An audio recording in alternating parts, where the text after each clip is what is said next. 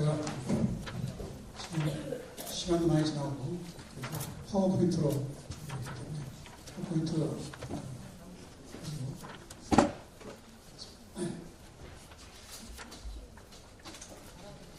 오늘 사실은 이렇게 두 분 발제한 내용하고 저는 조금 각도도 다르고 주제도 좀 다릅니다.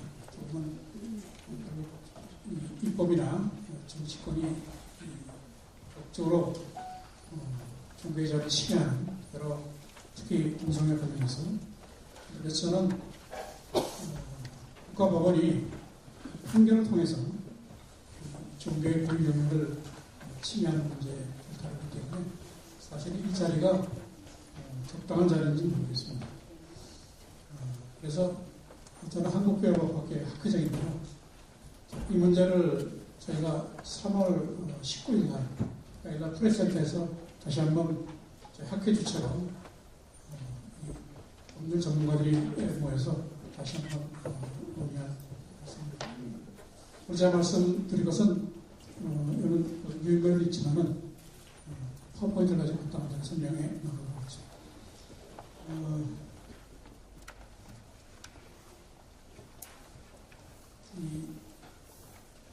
제가 한 50년 동안 우리나라 법안에 제기된 교회 분쟁 사례를 쭉 분석을 해서 책을 냈습니다. 근데 그 판례 결과를 제가 분석을 해보니까 초기라고 한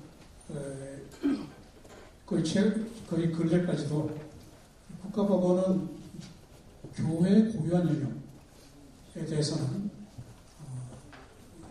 개입을 자제해왔습니다. 왜냐하면 우리 국가법원도 헌법에 적용하는 헌법 안에 있는 기관이고 그래서 개입을 자제했는데 최근에 들어와가지고 최근에는 적어도 2010년대에 들어와서 이 법원이 부쩍 교회 사건에 개입하는 정도가 높아지고 있습니다. 특히 교회가 고유하게 정해야 될 영역에 대해서는 서슴없이 교회 결정을 번복하거나 무시하는 결정을 내리고 있어서 우리 종교자유 차원에서 우려를 자유합니다. 가장 대표적인 그런 사례가 최근에 작년에 대법원이 내린 선화교회 전 목사의 목사 자격을 부인하는 이런 사건입니다. 보통 일반 사람들은 대법원 그러면 그분들은 어떤 거의 심적인 존재로 그분이 하는 것들은 다음 페이지 좀 넣어주세요.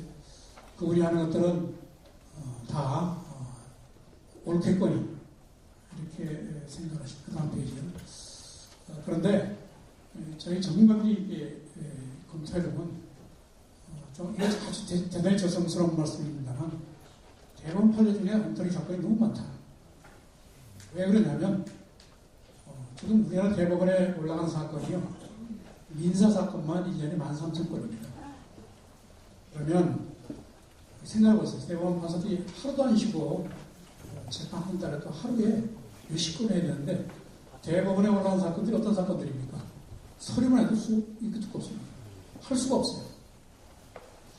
그래서 이제 대법원은 그 중에서도 중요한 사항만 이제 골라서 하게 되는데 그러다 보니까 엉뚱한 재판들이 많이 나오고 있고 그래서 오늘 제가 사랑의 사건을 가지고 이게 어떻게 이 판결이 문제가 있는지 그것들을 하나씩 지금 짚어보고자 합니다. 시간이 넘어가가지고 어떻게 되나요? 10분만 하면 됩니까? 네. 네. 그 다음 페이지 좀 보십시오. 예. 교회와 국가에 관련된 데 가지고는 우리나라 헌법이 제정되기 이전에 잘 아시는 대로 이 성경의 원리에 의해서 기독교 대장전인 웨스트민스터 신앙 고백에 다 나와 있습니다. 20장에 보면 이른바 종교의 자유에 대해서 규정되어 있고요. 우리 장로교당 헌법에 보면 책 72페이지 그 상단에 나와 있습니다. 그 교회 자유가 특히 교회 자유 중에 중요한 내용 중에 하나가 여기 보면 직원의 지위라고 합니다. 이 직원이라고 하는 것이 한 존재를 얘기합니다. 한 존재가 가장 대표적인 것이 목사죠. 목사의 자격을 장악하는 것은 교회의 그러한 자유를 속한다. 이것이 웨스턴 신앙법이나 우리 교단의 헌법이 갖고 있는 그런 원칙입니다. 따라가서 그 다음 페이지에 정도 있어요. 보시면 웨스턴 신앙법의 23장에는 정교분리 원칙에 대해서 아주 상세하게 규정하고 있습니다. 여기 좀 읽어보면 국가공무원, 판사도 포함되죠. 판사 포함된 그들은 하늘왕국 열쇠를 취급할 어떤 권세도 갖고 있지 않고 하물며 믿음에 관한 일에 대해서 간섭해서는 안 된다. 이렇게 명백히 나와 있습니다. 그래서 이런 웨스트민스터 신앙 고백의 정신을 받아들여가지고 대한민국 헌법 제20조 페이지 보시면 모든 국민은 종교 자유를 가진다. 그 다음에 정교분리 원칙을 선언하고 있습니다. 그래서 또 신앙 고백서를 보면 이 지상의 권세들이 교회를 간섭하거나 박해했을 때는 교회는 항거할 수 있는 권한도 인정되고 있습니다. 근데 이 서북권은 좀 달라요. 왜 그러냐면 행정권이나 입법권은 적극적으로 교회에 좀 개입하고 한 데 비해서 사법권은 사실은 교회 내 분쟁이 생겨가지고 교회 당사자들이 종교 스스로가 소송을 제기해서 이걸 좀 해결해 주시오. 아까 이해훈 의원이 적절하게 지적했듯이 이게 부끄러운 일이긴 합니다만 이런 소송이 지금 수도 없습니다. 그래서 그런 소송 제기에 비해서 법원은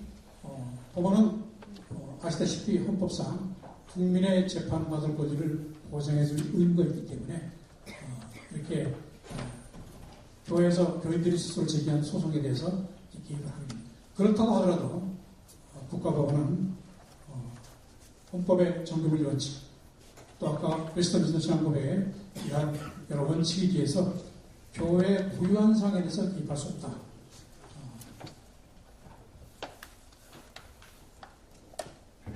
그래서 이러한 소송이 제기되더라도 법원은 어떻게 됩니까? 이거는 교회에서 스스로 해결해라. 하고서 소송을 기각하거나 각하하는 것이 원칙입니다. 이게 제가 지난 50년 동안 우리 법원의 판결들을 분석해본 결과 확립된 우리 법원의 입장이었어요. 근데 아까 말씀드린 대로 최근에 와가지고 이런 원칙들이 많이 무너지고 있습니다.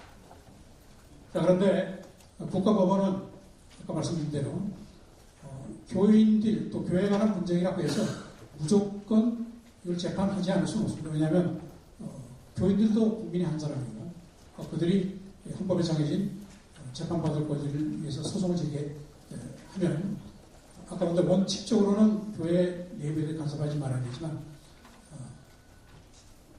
전페이지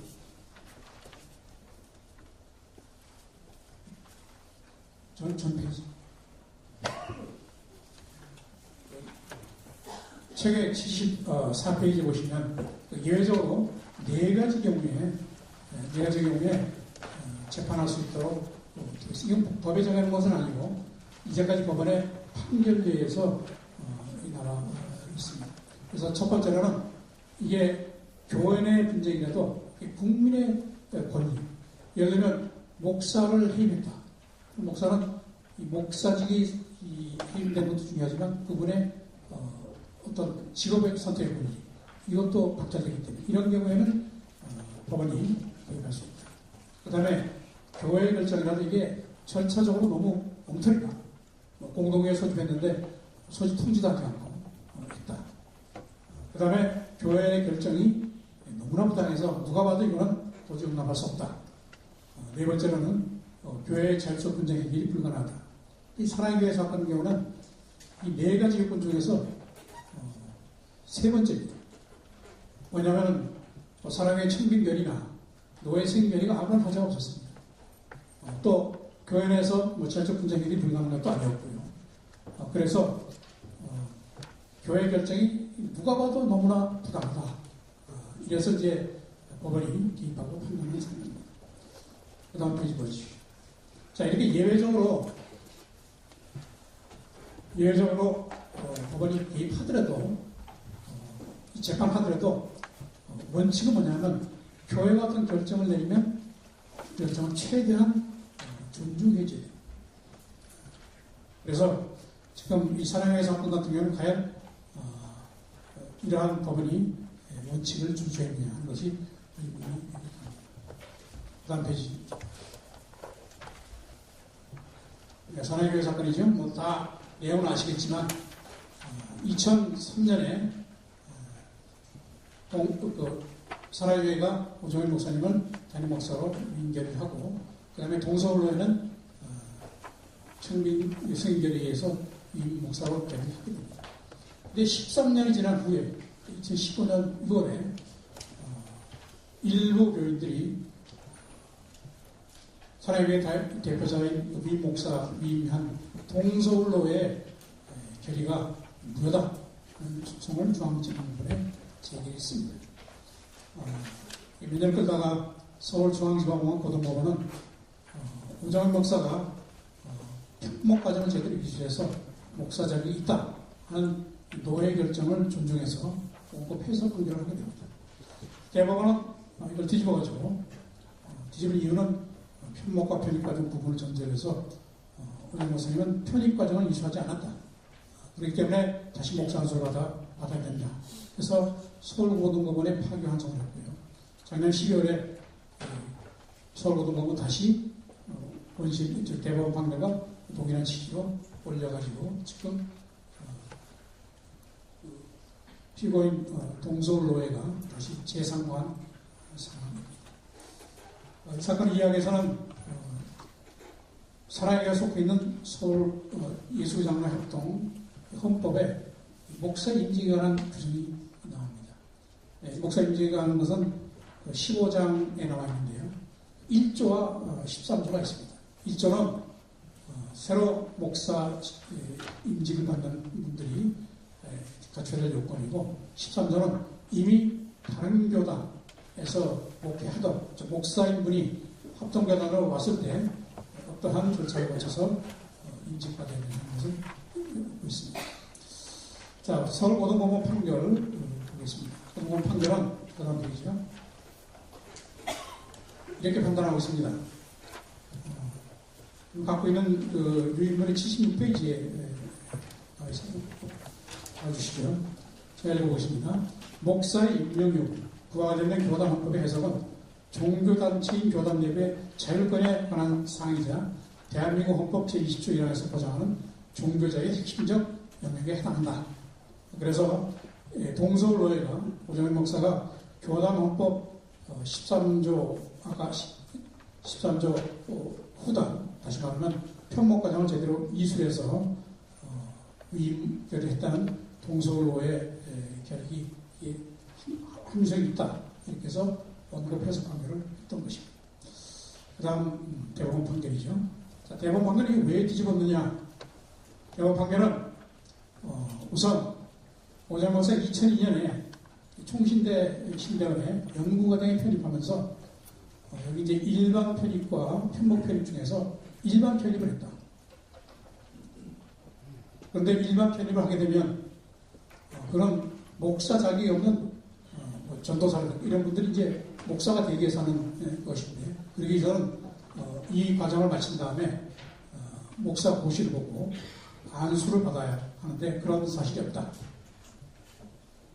그래서 오정일 목사는 여전히 미국 장로계 목사일지 몰라도 대한민국의 예수전의 합동교단에 속한 목사가 될 수 없다.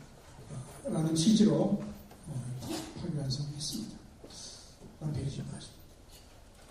자, 저는 이 판결이 크게 5가지 원칙에 반한다고 보거든요. 77페이지 나와있죠. 첫째, 법은 재단에 들어올 수 없다. 그 다음에 대법원이 판례를 바꾸려면 전원합의체에서 재판해야 되는데 이것도 불가능합니다. 대법원은 사실관계에 개입할 수 없는데 이것을 바꿨다.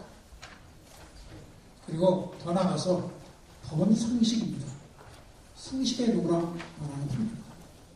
그리고 대법원은 제안서를 받아야 목사라도 일반 편입을 하면 제안서를 받아 한 다음에 이 제안서라는 것은 우리 기독교 교리에 반하는 것이다.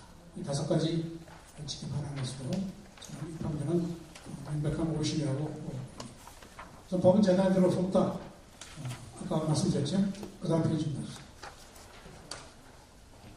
그러면 교회가 어떤 결정을 했습니까? 그 다음 페이지 보시면 이 장로교 총회에서 한 결의사항입니다. 거기 이렇게 있습니다. 일반 편입과 편목의 구분은 총신대에서 정한 구분일 뿐 총회헌법상 규정된 것이 아니고 미국 장로교단에 안수받은 목사가 총신대 대학원에 소정과정 이수하여 졸업하였으면 일반 편입이든 편목 편입이든 무관하게 강도서 고시 합격 인허로 본교단 목사의 자리를 취득한다. 이게 교회의 결정입니다. 저는 대법원은 대학에서 보니까 편입이라는 것은 이건 목사 자격이 없는 사람이 편입해서 하는 것이기 때문에 이것은 이런 판단은 현재의 정의관념에 반해서 무효다. 이렇게 판단하고 있습니다. 아까 본 대로 정교분리 원칙에 의하면 법원은 교회의 결정을 최대한 존중해야 됩니다. 그리고 이것을 배척하려면 이것이 누가 봐도 이해할 수 없는 도저히 이것은 정의관념에 반하는 결정이 돼야 되는데 여러분 생각 어떠세요? 이 교회 결정이 그렇게 누가 봐도 정의관념에 반하는 이런 황당한 결정인가요? 그 다음 페이지 봐주시죠. 예. 자, 대법원이 판례를 바꾸려면 전환합의체의 재판이 됩니다. 이게 무슨 말이냐면 대법원이 전에 어떤 판결을 했는데 이 판결과 다른 판결을 하려면 대법원이 전원 15명이 전원으로 구성되는 합의부에서 재판이 됩니다. 그런데 이 사나이의 판결은 그런 원칙을 위반합니다.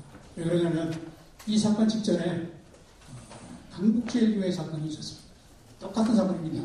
강북제일교회도 목사님이 2년간 전임 전도 사역을 하지 않았기 때문에 자격이 없다. 교회에서 있다. 그래가지고 교단과 지교회, 즉 강북교회가 서로 소송으로 맞붙은 사건입니다. 그때 대법원이 뭐라고 판결했냐면 이렇게 판결했습니다.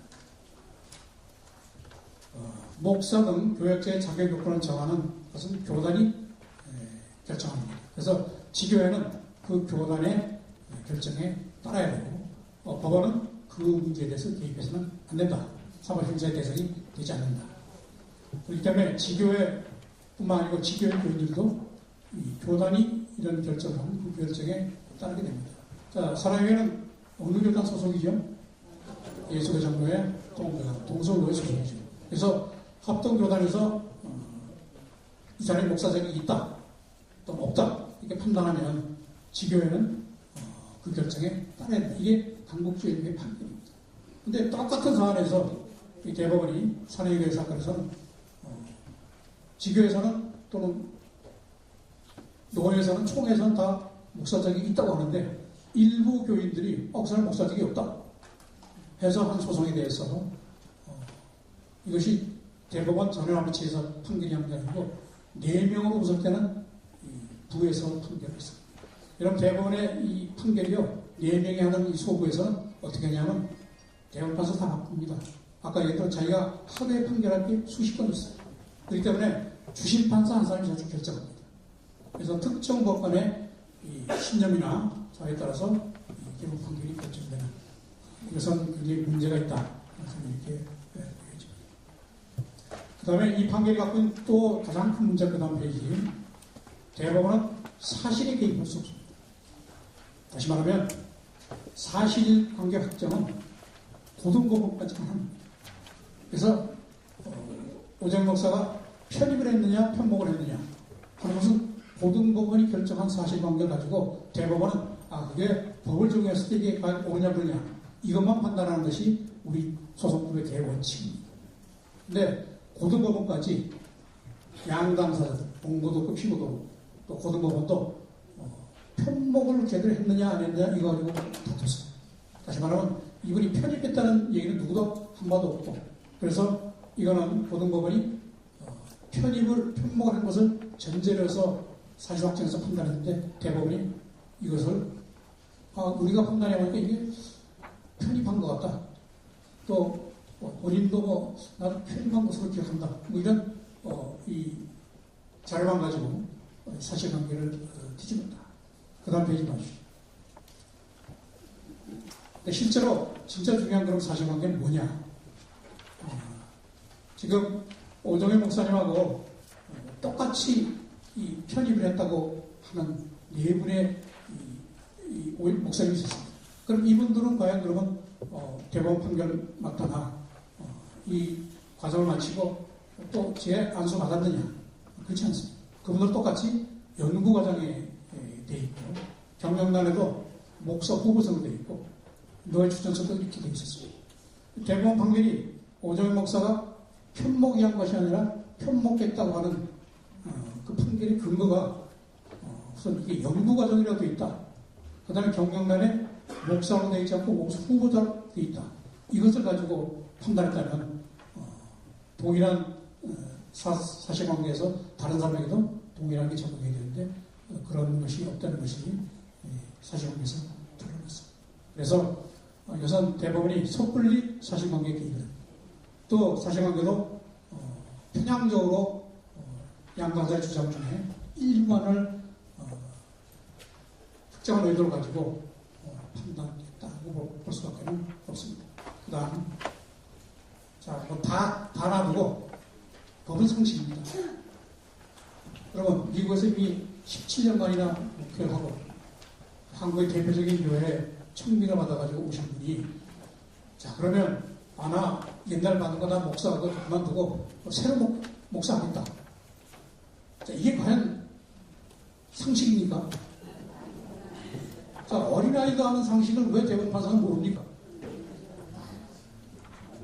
이거는 특정한 의도를 가지고 판단했다고 볼 수밖에 없는 것입니다. 그 다음 페이지. 그 총신대 사실 확인서에 의하면 연구과정이고 그 당시에는 편목과 편입이 구분되어 있지 않았다. 그리고 더 중요한 게 편목을 했던 편입을 했던 목사 자격을 주는 것은 노예입니다. 노예가 그분에게 목사 자격을 인정해서 했으면 이것을 국가법원이 함부로 뒤집을 수 있습니까? 종교분리 원칙이에요. 종교의 자유가 있습니다. 그 다음에 마지막으로 대법원 판결의 핵심은 이겁니다. 이분이 일반 편입을 했기 때문에 노예 목사 없이 합격이 되면 다시 재안수를 받아야 됩니다. 다시 말하면 그 이전에 그분이 안수받은 거 이게 다 무효고 재안수 받지 않으면 목사가 아니다. 이것은 기독교 교리의 정면으로 도전하는 처사입니다. 왜냐하면 이분이 지난번에 목사 안수 받았을 때 하나님께 사회했죠. 이 사회가 무효라는 것은 하나님께 하는 사회를 무효라는 것. 이게 과연 말입니까?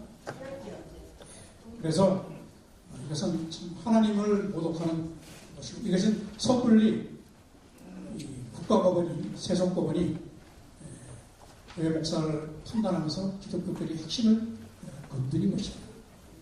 더군다나 그 다음 페이지.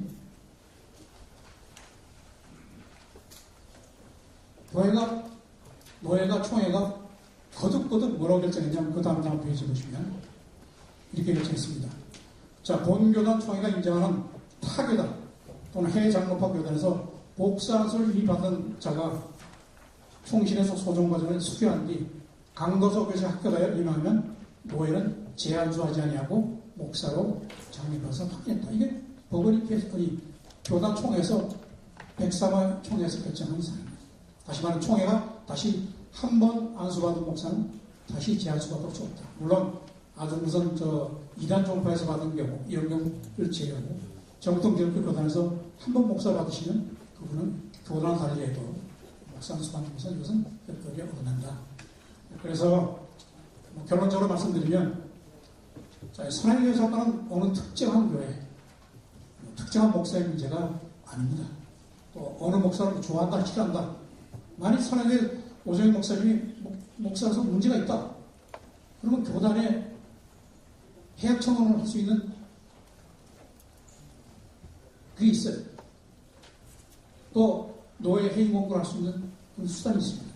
왜 이걸 놔두고 국가법원에 소송을 제기해가지고 또 국가법원은 이런 특정한 사람들의 이 주장에 편승해서 한국교회 정말 종교적 자존심과 종교를 흔드는 이러한 판결이 있습니다. 그래서 저는 마지막으로 이렇게 말씀드리고 싶습니다. 지금이라도 대법원은 아직 확정이 되지 않았습니다. 그 제3부 해가지고 대법원에서 심사가 있을 텐데 최소한 교회 결정은 존중해야 된다. 또 하나는 이것은 특정 법관이 좌지하는 사인 구성된 부가 아니라 대법원 전원 합의부에서 판결을 해야 된다.